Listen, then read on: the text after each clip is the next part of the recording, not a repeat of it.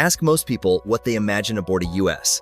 Navy submarine, and the guesses usually revolve around high-tech weaponry and sonar equipment. Torpedoes, missile tubes, radar screens, and cramped control rooms often come to mind.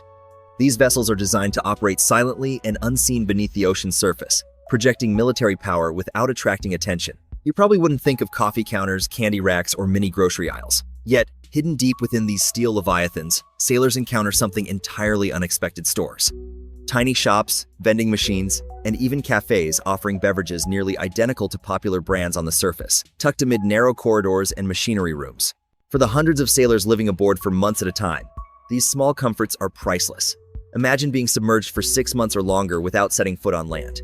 No morning coffee from a cafe, no stop at a convenience store, no simple snacks to enjoy while watching a movie. Aboard a submarine, all of that has to be recreated inside the metal hull. The Navy has mastered this art, providing sailors with familiar tastes and necessities to make life underwater bearable. These submarines are more than war machines. They are self-contained communities. Over 100 crew members board at the start of a deployment, knowing that once submerged, they won't touch dry land for months.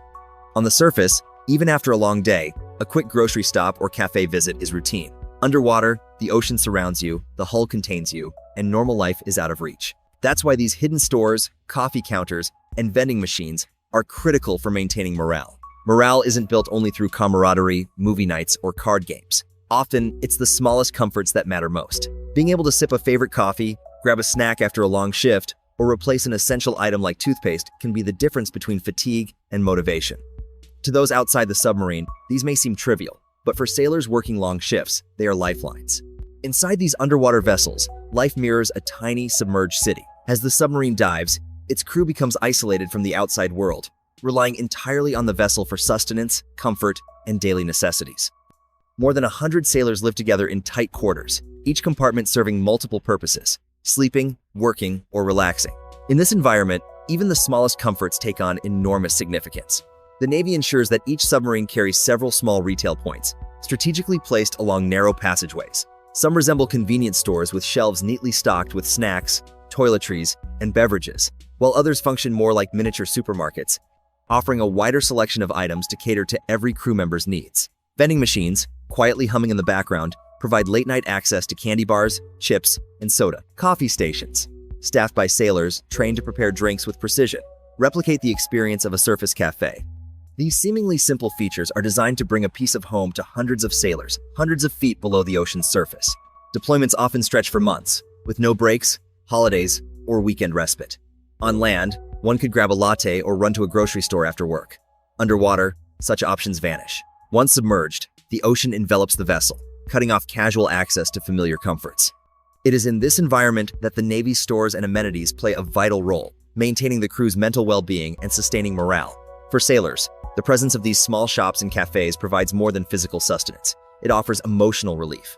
The opportunity to sip a perfectly brewed cup of coffee, purchase a favorite snack, or replace a personal item creates a sense of autonomy in an otherwise regimented life.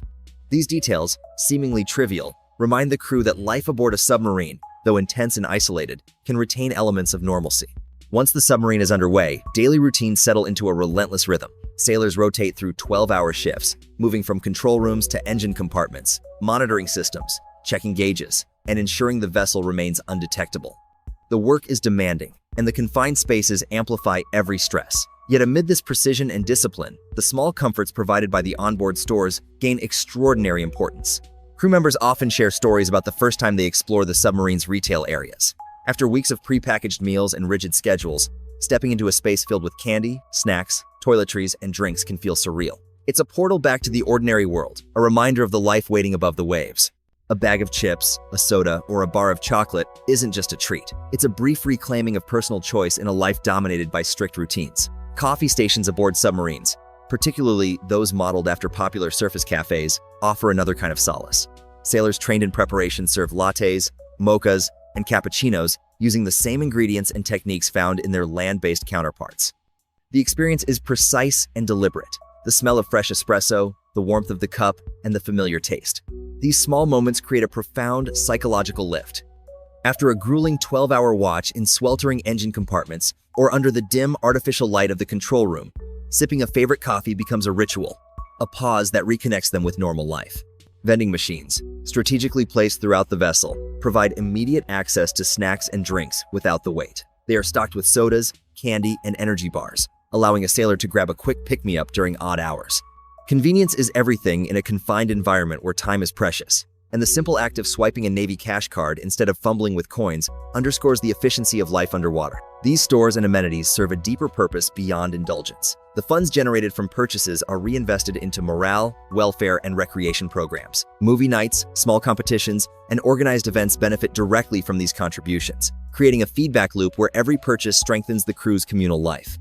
It is a subtle but powerful way to maintain cohesion, resilience, and well-being, ensuring the crew remains capable of performing demanding tasks in extreme conditions. The peak of submarine life, where the strain of months underwater becomes most apparent, is also when the impact of these small comforts is felt most profoundly. Long stretches without surface contact, no natural sunlight, and the constant hum of machinery can take a toll on even the most seasoned sailors. Stress, fatigue, and monotony build up, but the combination of recreational activities, stores, and coffee stations offers a lifeline. Recreation days mark the highest point of crew morale. These events are meticulously planned and eagerly anticipated, a temporary escape from the rigid structure of submarine life. Officers and enlisted personnel gather in common areas, sharing laughter, stories, and freshly prepared meals. Games, music, and competitions transform the usually austere steel corridors into spaces of human connection.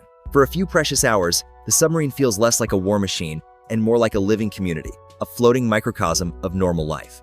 On these days, the crew experiences a rare sense of freedom. The coffee station becomes a social hub, the mini-stores bustle with activity, and even the vending machines see more use than usual.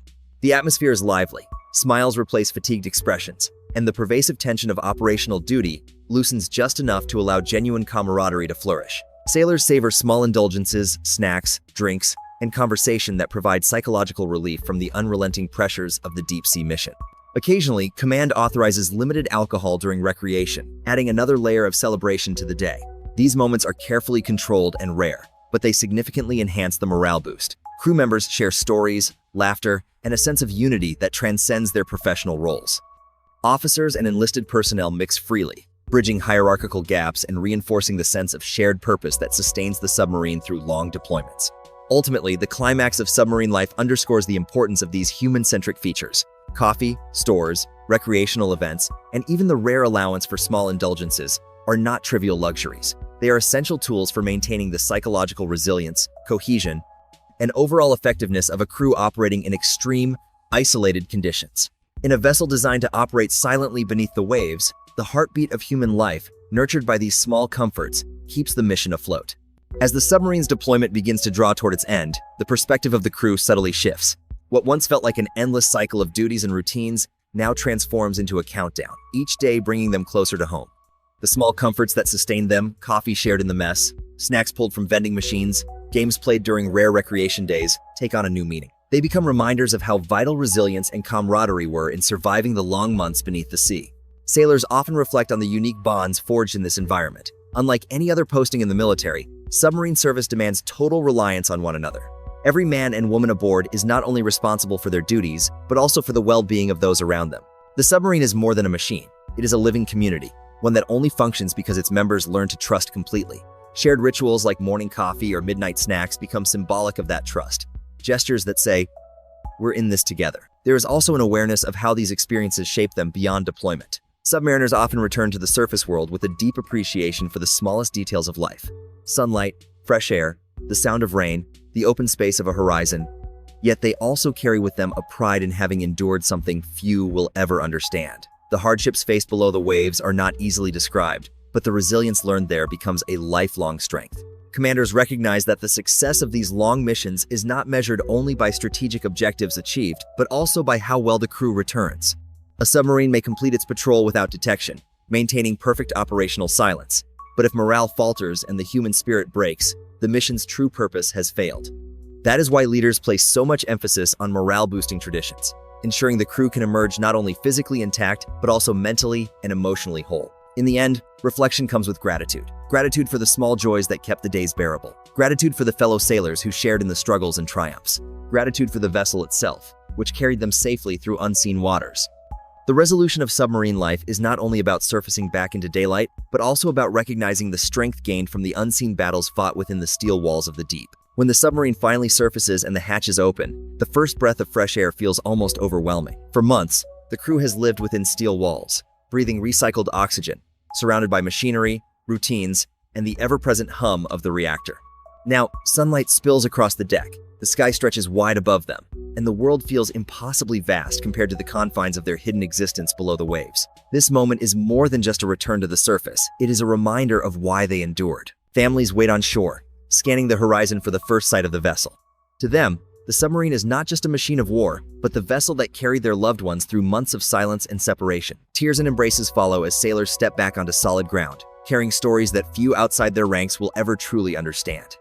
The relief is palpable, yet beneath the joy there lingers a quiet pride. They accomplish something most of the world will never witness, safeguarding peace by remaining invisible. For the sailors, the experience becomes part of their identity. Life aboard an Ohio-class submarine is not simply a job, but a crucible, testing patience, endurance, and unity.